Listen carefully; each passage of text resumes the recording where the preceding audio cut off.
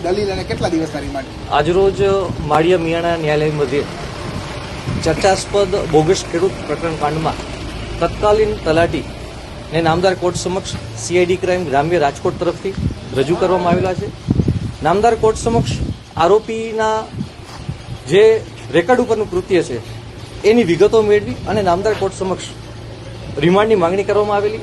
નામદાર કોર્ટે 31 જુલાઈ બપોરે 12 વાગ્યા સુધીના રિમાન્ડ મંજૂર કર્યા છે અને તે સંબંધિત વિગતો તપાસ એજન્સી મેળવી રહી છે. આપનું નામ છે? મનીષ પંડ્યા, મદદનીશ સરકારી વકીલ, માળિયા મિયાણા.